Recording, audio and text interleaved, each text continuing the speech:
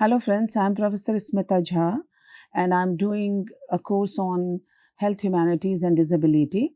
And under the caption, we are discussing graphic memoir, which is the part of graphic medicine and overall narrative medicine. There are various aspects if we talk of the genre graphic memoir. And in this lecture, I'm going to discuss all those genres. What is graphic memoir? And this I discussed earlier also. So, a graphic memoir is a non-fiction subgenre of graphic novels that uses sequential art, that is a combination of text and illustrations in panels, to tell an autobiographical or semi-autobiographical story. Unlike traditional prose memoirs, graphic memoir works rely on the interplay between words and images to convey the depth of personal experiences. While often grouped with graphic novels, this can be indeed misleading as a memoir is a truer story, not fiction. The medium of graphic memoir allows authors to show rather than merely tell, using visual metaphors and panel layouts to communicate internal feelings or traumatic memories that are often difficult to express through prose alone. Now, let us see the key characteristic of graphic memoir. So, first is sequential storytelling. Uses panels, gutters, the space between panels, and speech bubbles to control pacing and narrative flow. Then comes visual metaphors, indeed a very important aspect of graphic memoir. It employs imagery to represent abstract emotions or complex trauma that words alone might struggle to capture, such as depicting ethnic groups as animals in the graphic novel Moss. Third is thematic focus, often focuses deeply on a specific relationship, life altering event, or period of time rather than a full chronological life story. Fourth, subjective truth. Priority is emotional truth over strict factual documentation, sometimes using non-linear layouts or distorted proportions to mirror how a child or a person in crisis experiences a moment. So let us now discuss each of these characteristics in greater detail. The first is sequential storytelling. So, sequential storytelling in a graphic memoir is the use of images in a specific order, often combined with text to narrate an author's true life experiences. This medium, often called sequential art, allows memoirists to communicate complex personal histories with a level of depth and emotional immediacy that traditional prose might lack. Then comes the core element of sequential storytelling. Graphic memoirs rely on several fundamental structural components to guide the reader through the narrative, and the first is panels, framed sections that contain individual moment of action or thought. Gutters, the spaces between panels where the reader performs closer, mentally filling in the gaps between two images to perceive the passage of time or movement. So, we will discuss this in more detail a little later in this lecture. Layouts, the strategies, arrangement, and sizing of panels on a page which control the story's rhythm and emphasize crucial emotional beats. Speech balloons and captions, text elements that provide dialogue and internal narration working in tandem with visual cues like facial expressions. Coming to visual metaphors in graphic memoirs transform abstract internal experiences like trauma, illness, or memory into tangible artistic images, allowing authors to convey complex emotions that words often miss. These metaphors, ranging from symbolic animals to stylized physical alterations, create a viscerally engaging narrative that blends subjective reality with objective illustration. In graphic memoirs, visual metaphor is a storytelling technique that uses concrete imagery to represent abstract concepts, emotions, or psychological states. Unlike textual metaphors that rely on language, these drawn metaphors leverage the visual nature of the medium to bypass rational deafness and create an immediate visceral connection with the reader's emotional understanding. Some of the core functions of visual metaphors include: first is conveying trauma and memory. Graphic memoir frequently use non-linear layouts, fragmented panels, and distorted proportion to mirror how trauma disrupts chronological thinking. Representing mental illness, that is, artists often visualize internal struggles that are invisible to others, such as depicting depression as a giant lizard or dragon that only the protagonist can see. Achieving emotional truth, visual metaphors allow creators to represent how events felt rather than just what literally happened, often revealing deeper truth than strict factual documentation. Simplifying complex themes like complex ideas, power dynamics, or generational trauma are made accessible through symbolic shorthand such as animal allegories. Well, this is the picture or the figure which analyzes, the visual motifs in various purpose. So visual motifs using animal heads or bodies to represent ethnic or social groups. And in iconic example like moss, Jews are depicted as mice and Nazis as cats to show predator prey dynamics.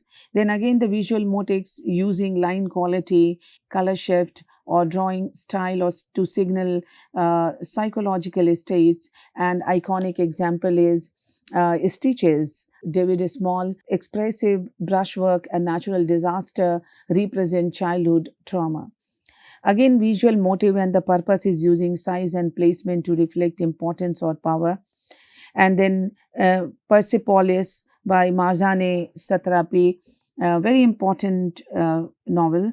Minimalist, bold compositionist, reflect a child's evolving political perspective. Then visual motives, again, recurring image that symbolize a developing concept. And Soldier's Heart by Carol Taylor, red ribbons serve as a recurring motive connecting complex family emotions. And then verbo-pictorial interaction, the purpose is combining text and image to create ironic or layered meaning, a character saying I'm fine while the drawing shows their world literally crumbling around them. So let us see the types of visual metaphor units. Creators often build depth by layering these four units. Visual motives, symbols that appear to reinforce a concept over time. Cracked mirror tracking mental state. Layout, the physical arrangement of panels on a page. For example, a descending diagonal might reinforce a feeling of despair. Third, sequential structures, meaning built through a series of panels, such as showing a character's surroundings getting darker as they fall into depression. Fourth is closer. The cognitive gap between panel requires the reader to infer connections and construct metaphorical meaning actively. Through the cognitive process of closure, readers actively construct the passage of time, seconds, years, or traumatic shifts between panels, transforming a space into meaningful subjective experience. Third is thematic focus. The third key characteristic of graphic memoirs is thematic focus. In graphic memoirs, thematic focus serves as a learning arc that binds personal scenes into a universal narrative, allowing readers to relate into the author's unique experiences through shared human struggle. Unlike traditional print memoirs, graphic memoirs often achieve depth by narrowing their focus to a specific event, time frame, or relationship, using visual metaphors and panel layouts to amplify emotional weight. Graphic memoirs frequently explore complex personal and socio-political intersections. Some of the primary thematic categories include: first is identity and coming of age. Authors use the medium to explore self-discovery, cultural heritage, and the challenges of adolescence. For instance, A Smile by Raina Telgemeier uses a dental accident as a focal point for exploring resilience and teenage identity.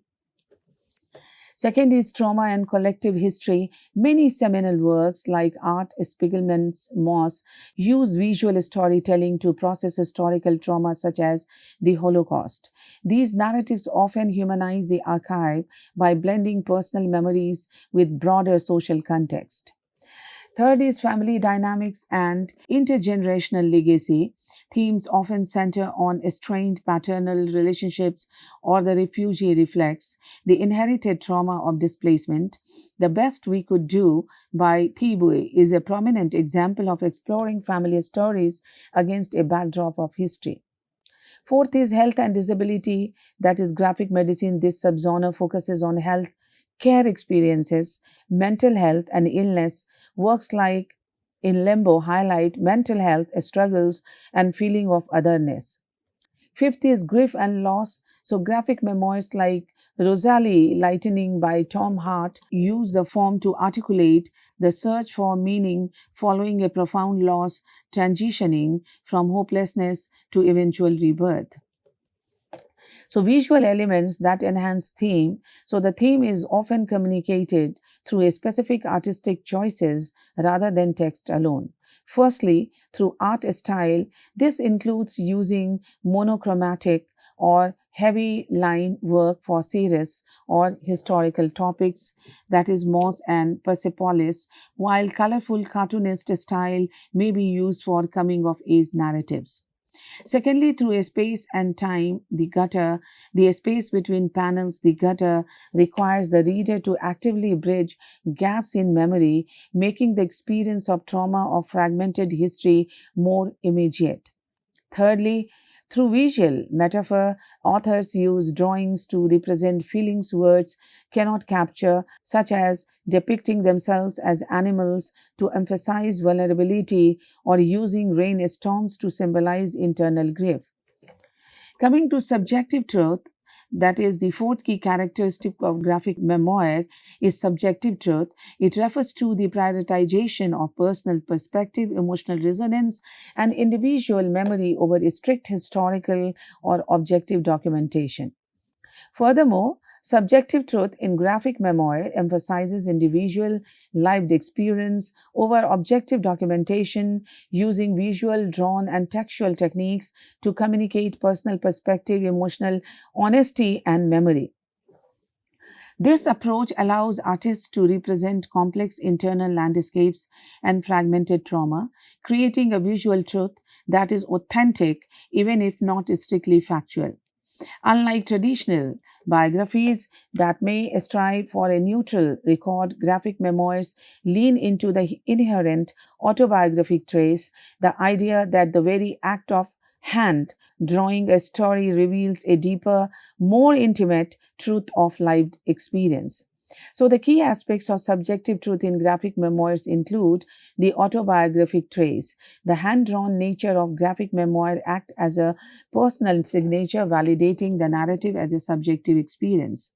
Reconstructing memory, that is, comics allow artists to juxtapose multiple versions of the self over time, reflecting how memory is a recreation, not a playback. Then comes visual metaphors. Artists like Ellen Forney and Ali Bosch use artistic styles such as cartooning or abstraction to effectively communicate internal emotional realities like depression. The fourth one is the gutter as interpretation. The gap between panels enables reader to participate in the construction of meaning, interpreting the emotional rather than just physical connection between events. Challenging objectivity, which says that graphic memoirs often highlight the limitations of traditional objective documentation of highlighting the non-objectivity of any narrator or historians. Some of the key examples in the genre of graphic memoirs that employ these key characteristics are: first is Moss by Art Spiegelman, that uses animal metaphors to explore traumatic memory and subjective truth. Second is Fun Home by Alison Bechdel, that explores memory and family through a blend of text and image. Third is Epileptic by David B., that uses visual metaphors to represent the subjective experience of illness and familial trauma. Fourth is Persepolis by Mazzani satrapi that offers a personal perspective on history. We will discuss more examples as we go ahead in the lecture. For now, let us turn to a more detailed analysis of the visual language of subjectivity used in graphic memoirs. So, the visual language of subjectivity and this medium of graphic memoir uses unique formal elements to express internal realities that words alone cannot capture. These elements of visual language of subjectivity include visual metaphor and abstraction.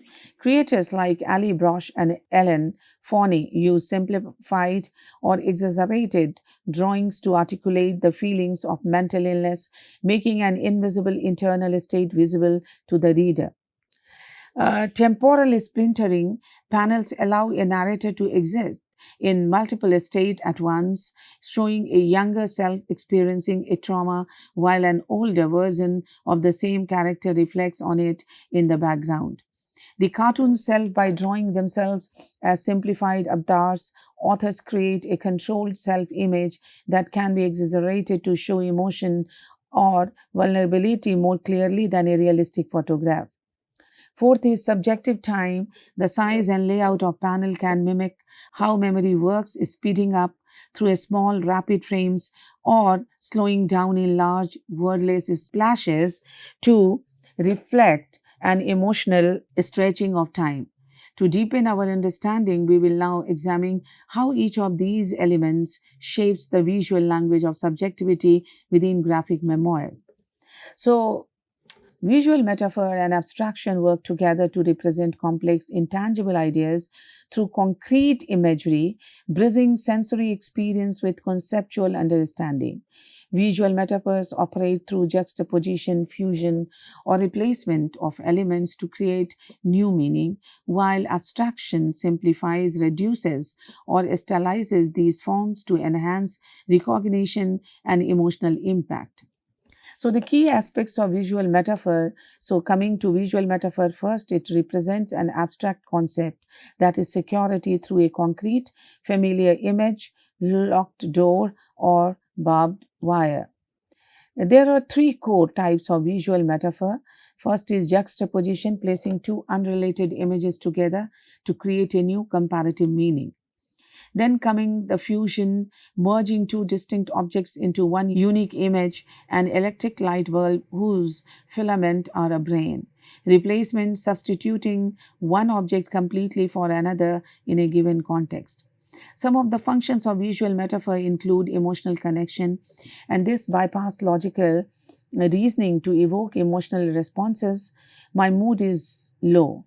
Then conceptual mapping, helping users understand new complex systems by referencing known ones, the internet as a cloud or highway. Now, coming to the role of abstraction within this element of visual language of subjectivity.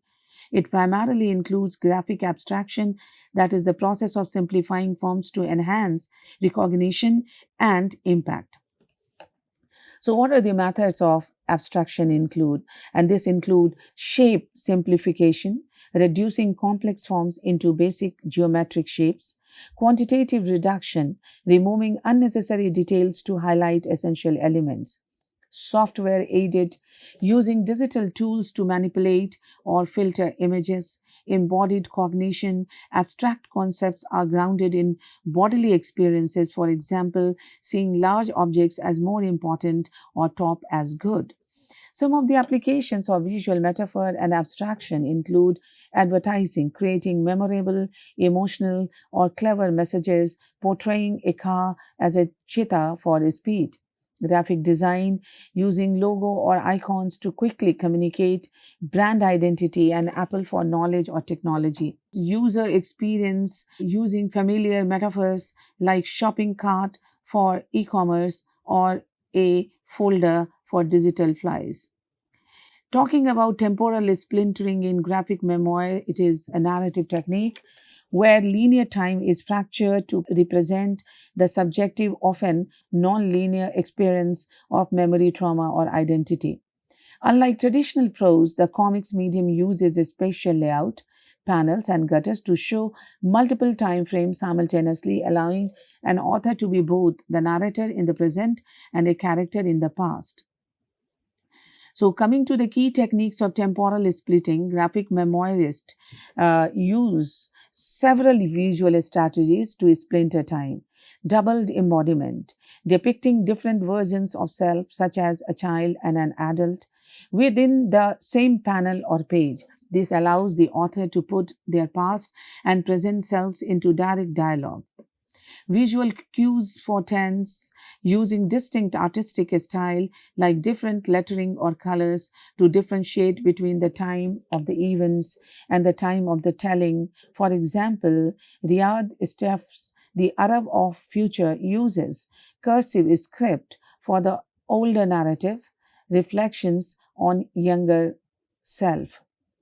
Juxtaposition and layout, placing panels of disparate events next to each other to create narrative splintering. In art, specimens in shadow of no towers, dense competing narrative on a single page represent the all at consensus of traumatic memory.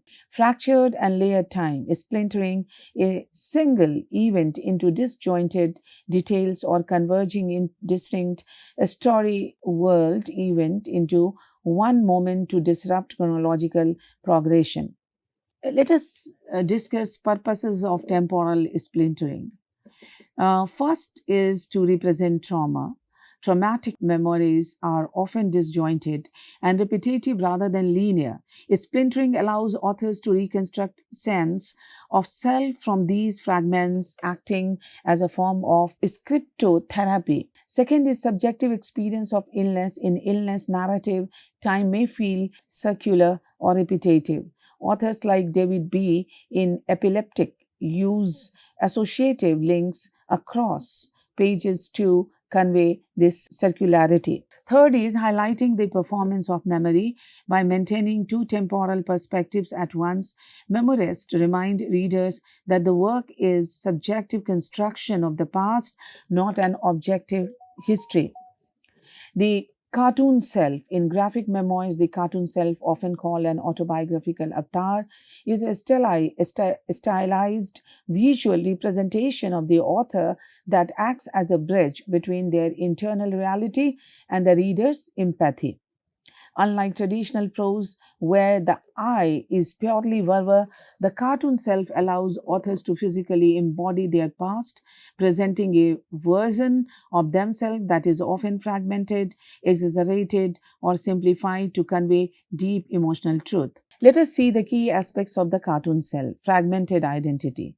The cartoon avatar, as shown in works like Moss, often depicts a discontinuous self that highlights the subject as unstable and fluid rather than a mixed single identity. Representation of trauma illness, authors use simple drawings to distill complex, abstract, or overwhelming internal states like pain, anxiety, or depression that might be difficult to convey otherwise. Accessible vulnerability. By using a cartoon rather than a realistic depiction, creators like Ali Brosh, Hyperbole, and a Half can represent intense psychological states while making them universally relatable and sometimes humorous. Fourth, the autobiographical pact. The cartoonist bridges the gap between their true self and the reader by consciously crafting their image in the panel, acting as both subject and narrator. Layering of perspectives. Cartoon selves often exist within a mix of other visuals like photos or realistic backgrounds to create a layered sense of identity that is always in the making. Functions of cartoon self. What is this? So, the use of cartoon avatar serves several critical narrative and psychological purposes.